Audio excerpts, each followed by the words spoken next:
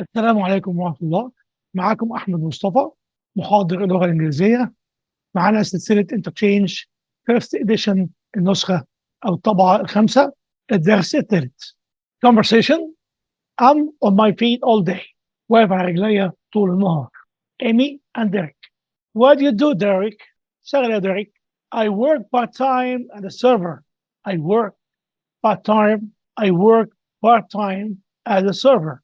أنا شغال جرسون فترة دلوقتي. Really? What restaurant do you work at?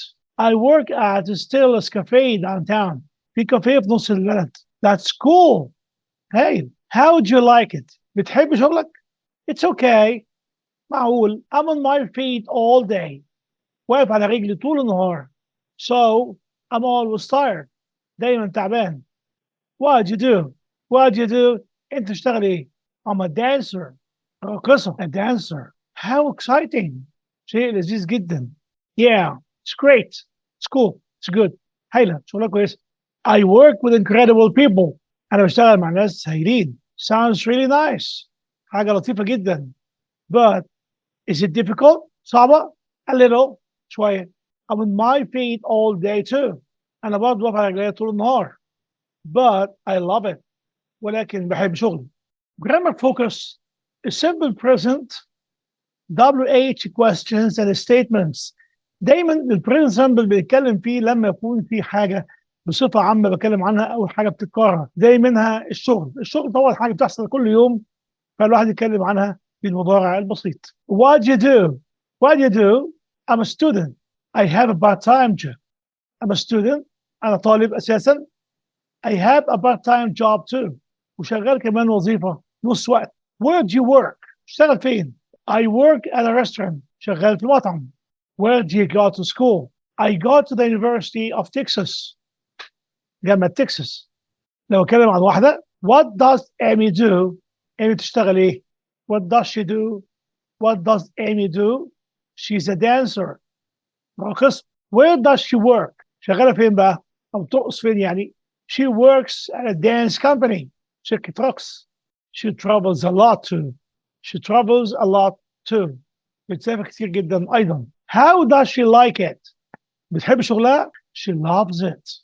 بتحب شغلها جدا. طبعا مع I و الفيرب بيكون في المصدر من غير اس. يعني work, take, study, teach, do, go, have. اما مع he وشي وات بنحط اس المفرد تبقى works, takes, studies, teaches, does, goes, وhas. Complete the conversations then practice with a partner. اي حد اساله اقول له شغال ايه لازم اقول له what do you do. What do you do. بيقول I'm a full-time student. I study the piano. انا طالب طول الوقت يعني ما بشتغلش حاجه تانيه. I'm a full-time student. شغال طالب طول الوقت. I study the piano. بدرس piano. And what do you do? And where do you go to school? Where do you go to school? I go to Brooklyn School of Music. Wow. How do you like your classes? How do you like your classes? بتحب الكلاسز بتاعتك؟ I love them a lot. بحبها جدا. يبقى أي حد أسأله what do you do؟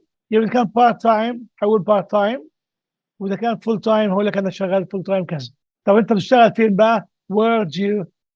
إذا كان عجبك بتقول هنا إيه واو، وبعدين how do you like your classes؟ How do you like your work؟ How do you like كذا؟ إيه رأيك في بتحب شغلك ده أو بتحب الشيء ده ولا لا؟ الإجابات مثلا yes I love it. Yes I love them a lot. أنا بحبها جدا. طيب عندنا example 2. What تانية do. تانية دي اسم واحدة. What does تانية do? What does تانية do? What does she do? What she do? She's the teacher. She teaches an art class at school in Denver. And what about Ryan? Where does he work? He works for a big computer company in San Francisco. What does he do exactly? He's a web designer. مصمم مواقع. He does and designs fantastic websites. What does Prue. هنا بقى عندنا does Bruce. What does Prue do? لكن يكون Bruce and Ivy يبقى أقول what do. What do Bruce and Ivy do? بيشتغلوا إيه؟ They work at an Italian restaurant It's really good. بيشتغلوا في مطعم إيطالي. It's really good. ده شيء لذيذ جدا. That's nice. شيء لطيف جدا. What is Ivy's job? Ivy بتشتغل إيه؟ Well, she manages the finances and Bruce works in the kitchen. هي ماسكة الإيرادات الماليات and Bruce works in the kitchen وبروس شغال في المطبخ. Number 4, where does Ali work? He works at the university. He works a part-time job. Really? What does he do? He does office work. بيعمل شغل مكتبي. How does he like it? بيحبها قد إيه؟ Not much. مش قوي. But he makes some extra money to spend. But he makes, أو he earns some extra money to spend, أو he needs, but he needs some extra money to spend. محتاج فلوس أكتر عشان خاطر يصرف. Biography. Use your notes for exercise 5. Write a biography of your partner. Don't use your partner's name. Use he or she instead. هنستخدم he أو she بدل من اسم الشخص. لكن ده مش مشكلة. احنا هنتكلم عن شخص هنقول مجموعة بيانات عنه. My partner, my brother, my friend فلان ايا كان يعني. المهم عندي اتكلم اول حاجه لازم اقول وظيفته ايه. My partner is a chef. طيب. She works in a very nice restaurant near our school. هي شغاله في مطعم لطيف جدا جنب مدرستنا.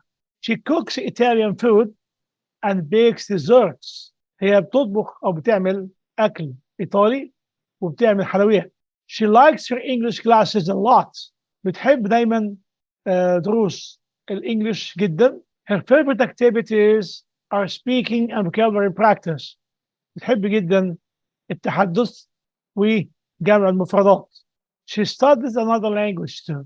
وهي كمان بتدرس لغة أخرى. فبدل بقى كلمة شيف هنحط teacher, engineer, barber, حلاق, whatever. أيا كان الوظيفة نحطها. She's a student, she's an engineer, أو he's a doctor إلى آخره. He or she works in a nice clinic, a nice hospital, a nice school, a small restaurant. ايا كان هنتكلم شغال فين. هنا she cooks Italian food عشان تبقى شغلان طبخ. طب لو كان teacher مثلا هنقول زي he teaches English. لو كان دكتور he takes care of patients او he fixes patients.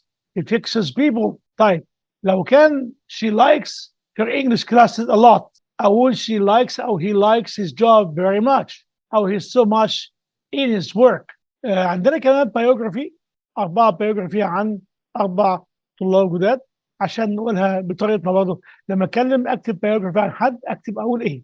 International Language School, every month we meet new students at the school. This month we want to introduce 4 new students to you. Please say hello to them. Rafael is in English 101.